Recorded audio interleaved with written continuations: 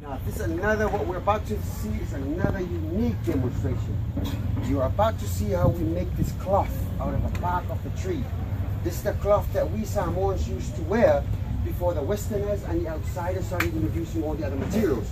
Now before I do that, I would like to officially introduce these ladies that are doing this demonstration. Over there do the LA. Okay, alofa. Alofa. Alofa lava. Okay, now the value of what you're about to see is the same value of the fine mat that we seen earlier. So the tapa or the, can you say the word siapo for this? Siapo. Siapo, in English term, it's called a tapa. You know, this is the English term for it. So you're about to see how we make this cloth. Now the siapo or the tapa is made from what we call the paper mulberry. What I have here in my hand. There's an Indian mulberry, there's a bush mulberry, but this is a paper mulberry. According to scientific research, this tree originated around Taiwan and works its way down to Indonesia.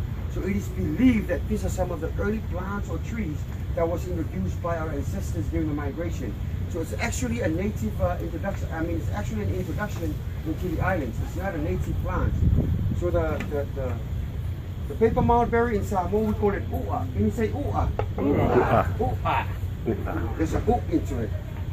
So when the tree grows, or when the u'a grows, it takes about 8 months to a year before the bark is mature enough for the process. So what the women do, as the tree grows, they will try to cut off any leaf that comes out of the tree. They would much rather have the tree to grow out in one long stump.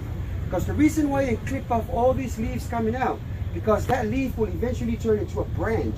And if it turns into a branch, the bark is being torn. So as the tree grows, the roots will grow out and more trees will come out of it. So it multiplies when you grow one. So the only part that we miss in this is cutting the tree down. So what Becca's going to do now, she's going to separate the bark from the wood.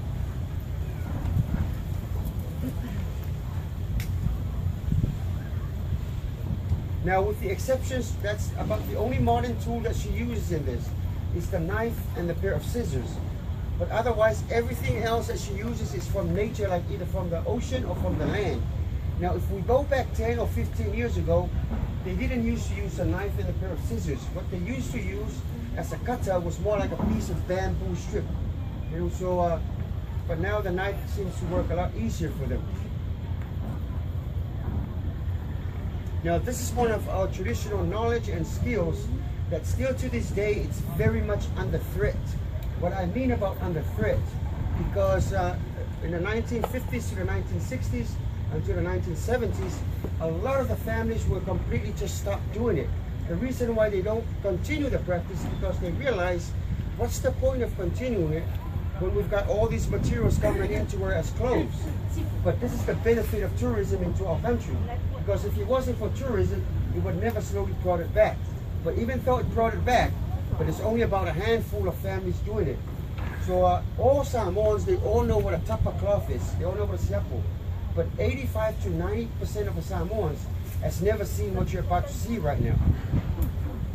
So that's why sometimes you will go to our secondary school, our colleges, even our university, just to do this demonstration so the generations coming up can have some sort of an idea how it's done.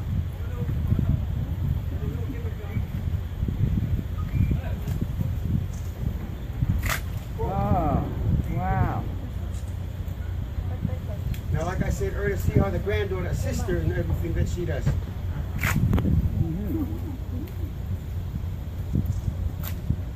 Wow.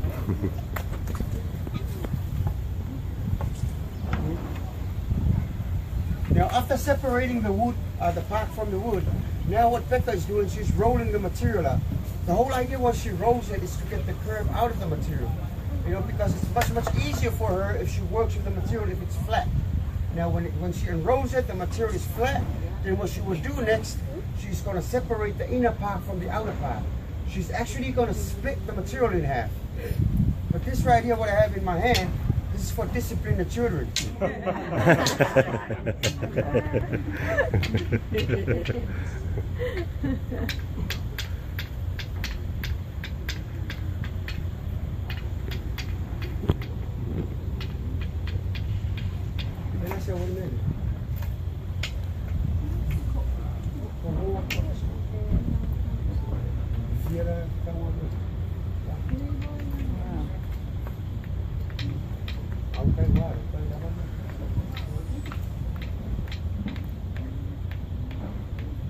Tama may katungan pa mo mo. Mo mo mo. Ay ay kami mo le pag tawo ilo na ko.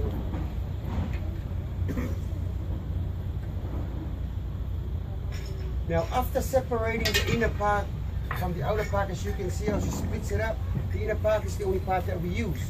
Then what Becca's going to do afterwards, or next, there are two kinds of shells here. You know, one's got a rough edge, the other one's got a smooth edge.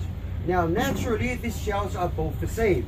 Naturally they all have a rough edge, but the women smooth the edge of this other one down for a reason. So after she separates the inner part from the outer part, then she's going to start scraping the material, starting with the rough edge shell. The whole idea why she scrapes it is to get the thickness out of the material. Not only that, you know, all the rough spots within it. At the same time, the material will slowly expand.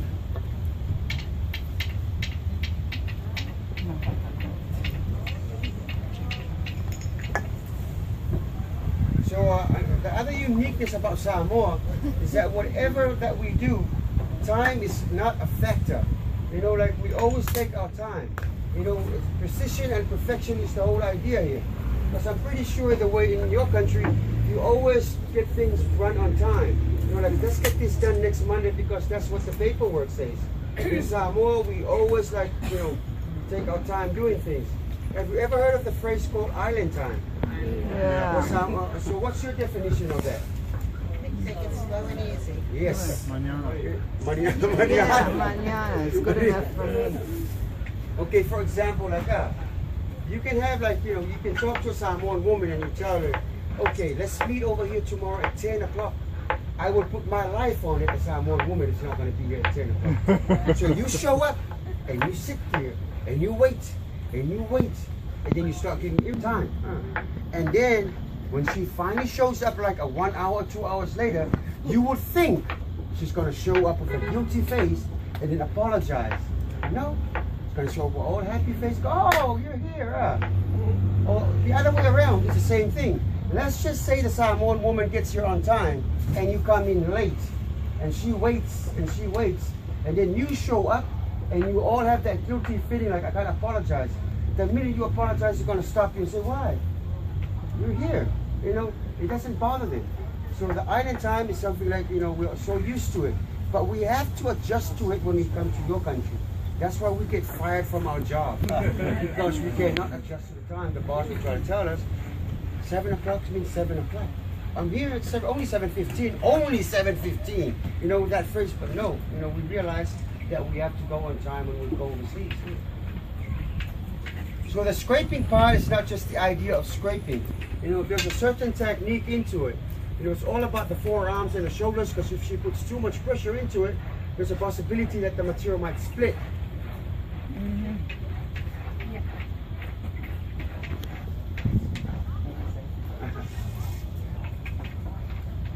So after Samoa, where is the next port that you're heading?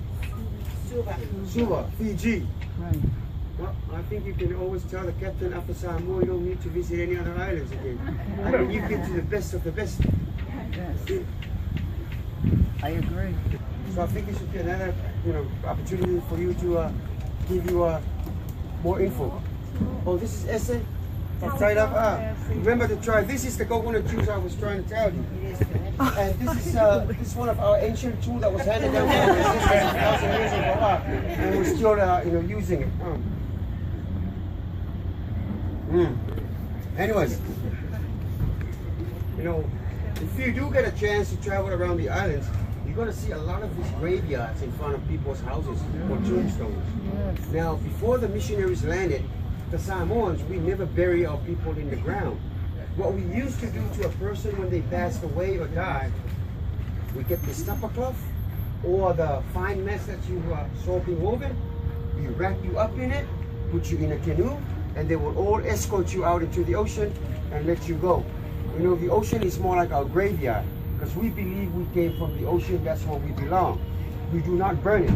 It's more like this journey is the eternal journey. So as your body is floating out in the ocean, the Samoans believe, okay, this is the island that we're in. Your ship, okay, your ship is around here. Okay, so But there's another island of Samoa called the Sava'i Island, which is to the west of this island. Oh, it's only about 13 miles apart. Now, at the most westerly point of this island of Sava'i, the Samoans have a sacred site called Fafao Sawali. Fafao Sawali meaning whirlpool of spirits. That's where we believe our spirits will go rest. So even though your body's out in the ocean, the Samoans believe that your spirit is going to rise out of your body and go rest at the most westerly point of this island. Because the whole idea is because that's where the sun sets. So the metaphor behind it is that's where life ends or entering into a whole new world. So when the missionaries landed and they saw this practice, they said it was barbaric and it was pagan or unchristian. So it was the missionaries' idea to start burying our people in the ground. So if you do have a chance to look at the tombstones or the graves, some are bigger than the others. You know, so the bigger the grave, the bigger your status as a chief or as a person when you die. Somebody like me passed away because I'm not a chief. It's just going to be a very small concrete slab in the backyard. So when it comes to burying the people, only the bloodline can be buried in the land. You know, like for example, like me and my wife, she cannot be buried in our land. You know, even though you move to the man's village, but if she passes away, she has to be taken back to her village and buried there. The only exception is if we grow old together, now she's a grandmother and I'm a grandfather, then our children can have the right to say we want her to be buried here. So it's more like seniority, you know? Because if she dies young and I'm young, and then she's buried in my land, then I decided to make another wife, and then another wife comes and there's like 5 graves there, like, well, those are all the other wives that I've had. You know, so you are the 5th one, you know. So I think it's the whole idea is, you know, yeah. Thank you very much.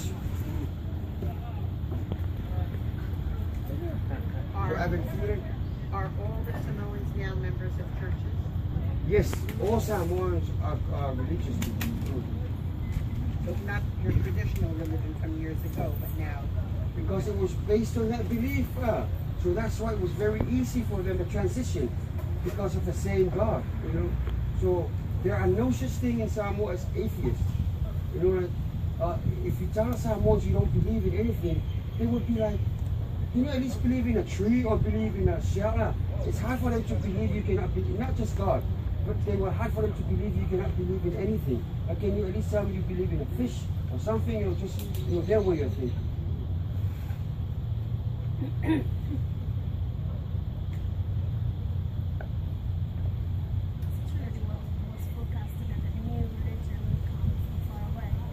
Yes, that was predicted from one of our goddesses. You did your homework, huh? And you are from? Italy. Do married women wear rings like we do? Nowadays they do, but like some of the women that are like, you know, they're very uncomfortable, so they say. You know, like it's very, even the men, they're uncomfortable with wearing the ring. You know, it's more like annoys you, you know. But if you say in your country, if he says that, that's like an excuse, huh? So the thing that you can tell the women are single or married in Samoa, you see the flowers that they wear on their ears? So if the ladies wear it on the right side, that means they are married. If they wear it on the left side, that means they are single. But lots of the women here, even though they are single, they still wear it on the right side, so nobody will bother them. And is the wedding ceremony in a church or?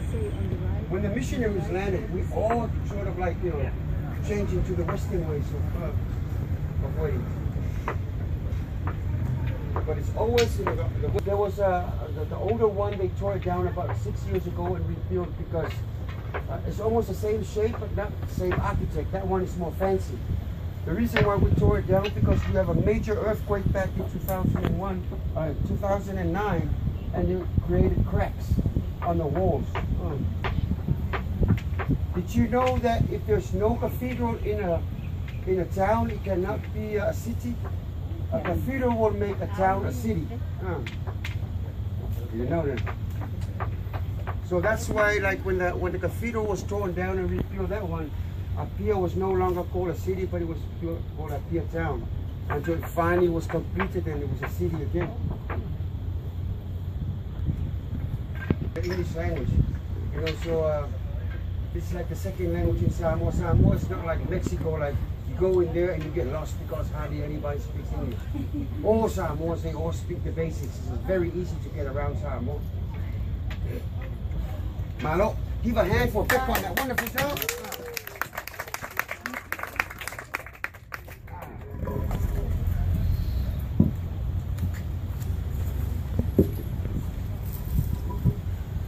Okay, now as you can see, the material is really thinned out.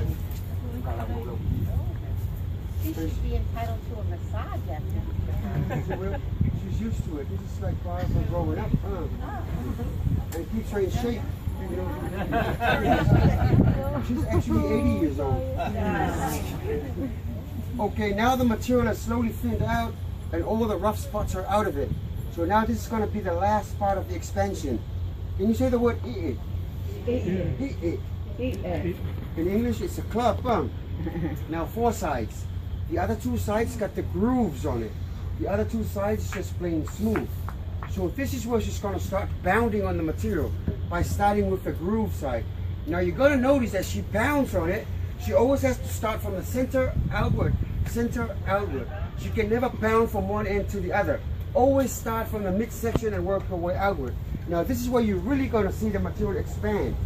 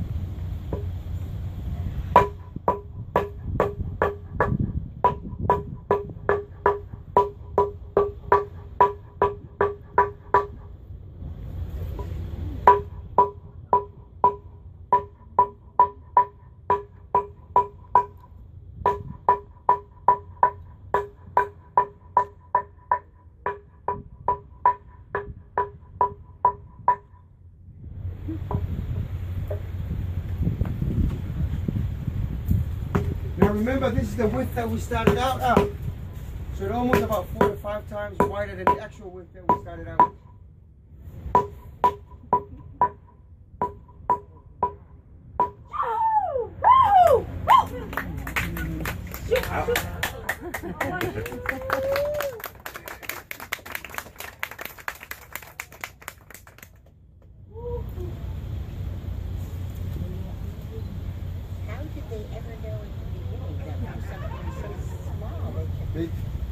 They went through a few trees, you know, in the beginning. You know, they finally figured out this works.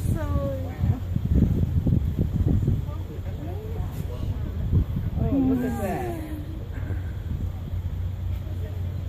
Wow. Unbelievable. Manaya.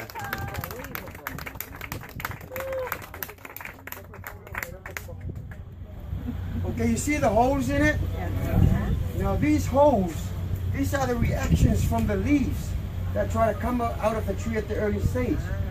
So that's why they break out the leaves, because if that leaf turns into a branch, then the hole would be much, much bigger. So that's why they prefer the tree to grow out in one long stump. You know, when she was doing the bounding, all that, you saw all that bounding she did. A lot of times when I bring the tourists here, they would always ask me, like, can you ask her if she ever hit her finger at some point? Like this, So you ask her and she just gives you a typical Samoan woman answer. Do I look like I'm blind and stupid? But the fact of the matter is it never does happen. But I'm pretty sure if this was done in your country, you'll have a hard hat, safety goggles, gloves, steel-toe boots, and long sleeve shirts. And before you're about to begin, there would be an extra person standing there supervising you. So in Samoa, it's all about common sense.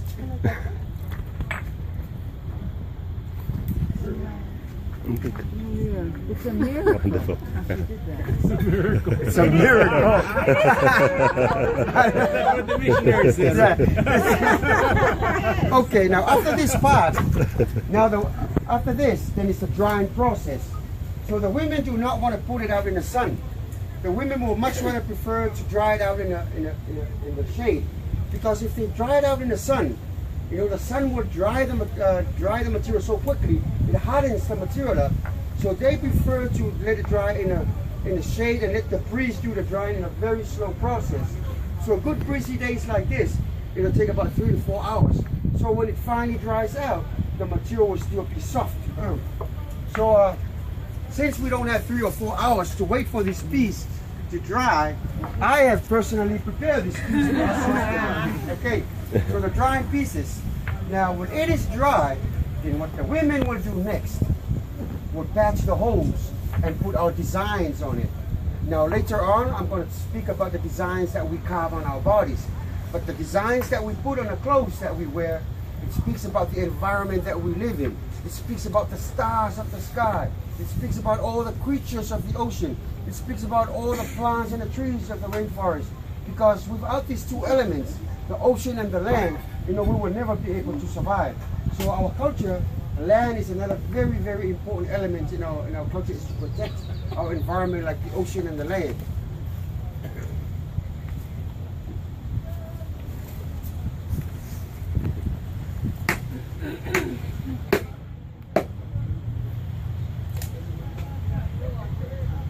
See how easy he did that? So what she has there in her hand, look, man, that's what we call cassava or tapioca. Have you ever heard of it? Oh yeah. Mara? Yeah. It's a root of a plant. The Samoans eat it too, like a form of potato. But the reason why she's using it here is for paste or a glue to attach the pieces together. And it works really, really good. The reason why she applies it on a template is so when she sits the material on it, it wouldn't move around.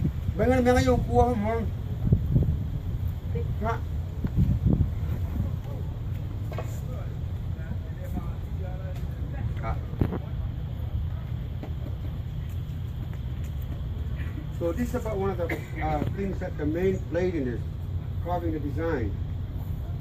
So as you can see, as she lays the piece on it, she presses on it, and the art in here will show up in the material.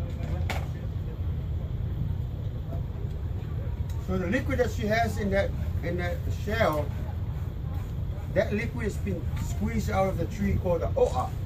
This tree, in English, they call it the blood tree, because this bark is so thick, when they squeeze it out, the same color of blood comes out of the bark. So that's what she uses for the ochre color.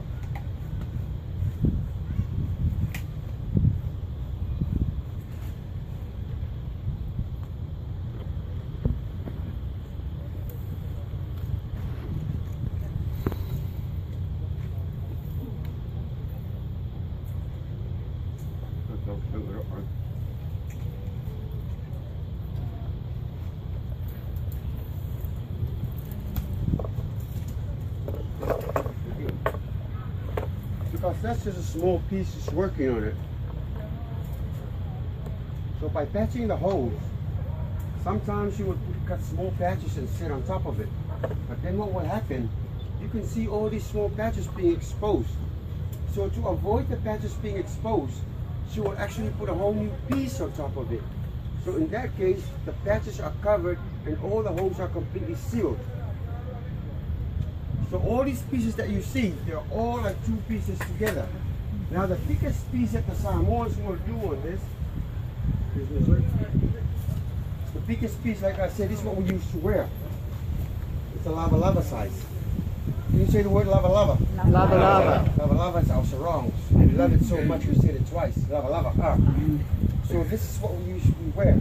So the only time you see the Samoans wearing this, and nowadays, if we have like a special event or a special occasion, you know, like a wedding, a grand opening of a church, a big funeral. Then you see the chiefs wear it. And even the ladies will wear it, like for example, like our princess or our taupo during the Ava ceremony, then they will wear it too. It shows their cultural status and how important, you know, the event is. Okay, now, like I said earlier about the challenges of all the modernization, like how all the modern materials introduced. You know, the Samoans have a unique way of adapting to all these other materials coming into our country. So with the introductions of all these other materials, the women came up with another idea here, but all based on that idea. This is what we call a lei. A lei literally translated as printing. So this is how, what she's using here, it's all modern materials like the tools, the fabric paints, and even the cloth. But you know, this is how we put our designs on our lava lavas. But even though they changed the materials, but the idea was from this over here. Oh. Excuse me. You can come in, sir. Maybe you can tell people. Sorry about that.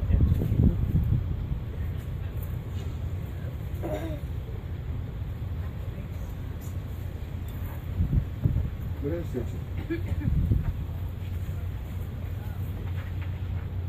So the stencil. This is the material that they use at the hospital for X-ray. So the women, they go get it and they will cut this out. They get it because it lasts a lot longer. You know about using it, it's all about recycle. You know, make sure nothing goes to waste. And then they would place it on top of the cloth and then they would roll over. What happens now that you convert to digital X-rays? What's that? Yes. Oh, really? I didn't know that. So they no longer use these. No. But how? What if you want to take one for a record? Like what they just. Yes, it's on a CD. Wow, we are very much behind here. Wow. You better stay there. You run out of stencils. Yeah. I see. Is there could you use just any film? Engraved. No, this is about the only thing that we know. Yeah.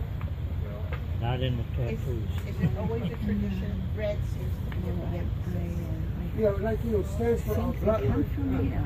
But it all depends on your different colors. You know, for example, like all these lava lavas and all these pieces, like stucco pieces, they're all for sale. If you want to buy one to take home for souvenir for yourself, that would be your contribution into this form of art.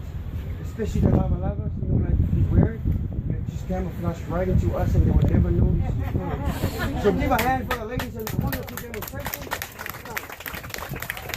So observe this place for 5 minutes. Our next facility will be the traditional tattooing. On the top of my head, I want to remind you when we go to the traditional tattooing, no photographs. You know, it's just a taboo. The only time they will allow photographs if it's your son or your brother or your sister getting it. But otherwise, we don't even know this gentleman that's getting it. So we're giving the respect of not photographing him. Have any questions? Okay. Any questions before we? How much is the Ask the ladies because I Ask the might give you a ladies. bargain or I might give it to you for free. Oh, okay. So 5 minutes, I will meet you in front of this green building. Take your time. Everybody okay? Nobody's bored or anything? No. All right.